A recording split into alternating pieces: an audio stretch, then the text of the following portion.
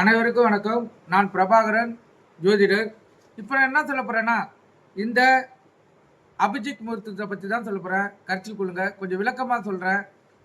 ஏற்கனவே பதிவில் சொல்லியிருப்பேன், அது கொஞ்சம் சுருக்கமாக சொல்லியிருப்பேன். இது கொஞ்சம் விளக்கமாக சொல்கிறேன். நீங்கள் கருத்தில் கொண்டு பயன்பெறுங்க.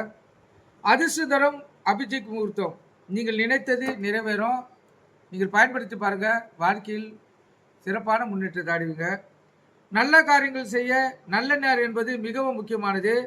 ஒரு சில நேரங்களில் திதிகளும் நட்சத்திரங்களும் கிரகங்களும் சாதகமாக இல்லாத பட்சத்தில் ஒரு காரியத்தை, அதாவது எதிர்காலம் சார்ந்த பணிகளை செய்ய வேண்டும் என்ற கட்டாயத்தில் ஒரு ஜாதகர் இருந்தால் அந்த ஜாதகர் இந்த அபிஜித் முகூர்த்தத்தை பயன்படுத்தி கொள்ளலாம். கருத்தில் கொள்ளுங்க. முதலில் அபிஜித் முகூர்த்தம் என்றால் என்ன என்பதை பற்றி நீங்கள் விளக்கமாக தெரிஞ்சிங்கன்னா தான் உங்களுக்கு அது புரியும். அபிஜித் முகூர்த்தம் வான்வெளியில் உள்ள 27 நட்சத்திர கூட்டங்களை வைத்து அனைத்து வகையான முகூர்த்தங்களும் குறிக்கப்படுகிறது. அபிஜித் என்ற நட்சத்திர கூட்டம் வான்வெளியில் உண்டு. இதன் அமைப்பு 4 தெரு சந்திக்க இடம் போல் அமைந்திருக்கும். மொத்தம் 27 நட்சத்திரங்கள் பயன்பாட்டில் உள்ளன. அபிஜித் என்ற நட்சத்திரமும் முன்னர் பயன்பாட்டில் இருந்ததாக புராணங்கள் கூறுகின்றன.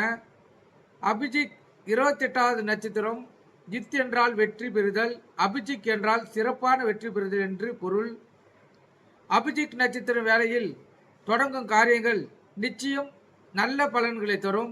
இந்த நேரத்தில் எந்த தோஷமும் இல்லை என்பது உண்மை. கருத்தில் கொள்ளுங்க. இப்போ செவ்வாய், சனிக்கிழமை, ராகு காலம், யமகண்டம், அஷ்டமி, நவமி, கரிநாள், பிரதமை என்ற எந்த தடங்களும் தோஷமும் இல்லை என்பது நீங்கள் கருத்தில் கொள்ளணும். நம்ம படைத்த இறைவனுக்கே சில புராணங்களில் அபிஜித் நேரத்தில் வெற்றி தந்ததாக வரலாறுகள் உள்ளன. ரிஷிகளும் முனிவுகளும் மட்டுமின்றி தேவர்களும் தெய்வங்களும் கூட இந்த நேரத்தை பயன்படுத்தி வெற்றி கண்டுள்ளனர் என்பது புராணங்கள் கூறுகின்றன.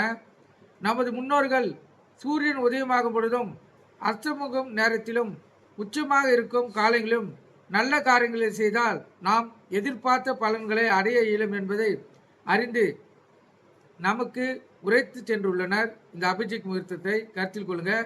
ஏனெனில் சூரியன் உதயமாகும் பொழுது, உச்சமாகும் போதும் அஸ்தமாகும் போதும் எந்த விதமான திதி நட்சத்திர கிழமை தோஷம் எதுவும் கிடையாது. கருத்தில் கொள்ளுங்க.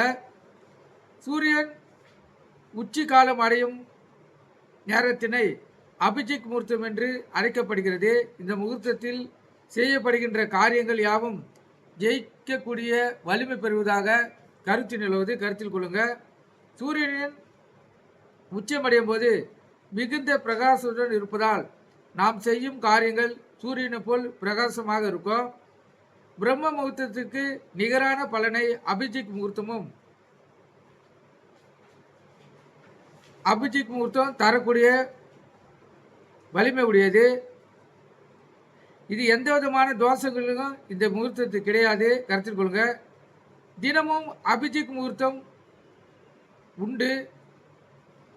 அது எப்படின்னா, அபிஜித் முகூர்த்த காலம் என்பது உச்சி காலமான பகல் பொழுதாக இருக்கக்கூடிய 11:45 முதல் 12:15 வரை உள்ள முகூர்த்தம் அபிஜித் முகூர்த்தம்.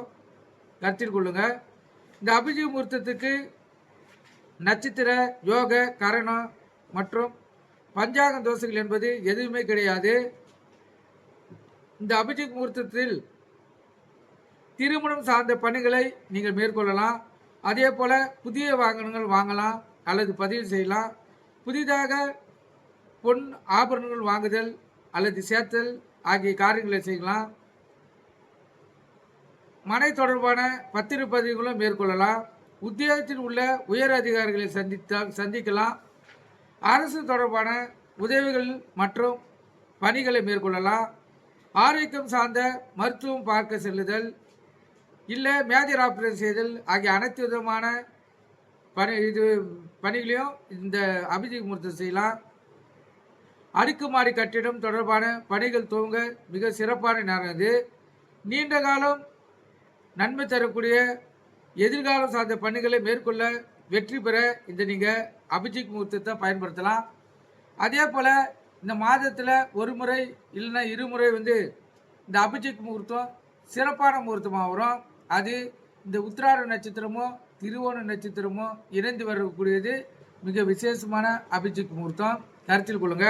அந்த முகூர்த்தத்தில் நீங்கள் பயன்படுத்தினா இந்த முகூர்த்தத்தை விட அது 3 மடங்கு மிகவும் சிறப்பானதாக அமையும். இதை நீங்கள் பயன்படுத்தி பாருங்கள். வாழ்க்கையில் நீங்கள் வெற்றி பெறுவது மிகவும் உறுதி.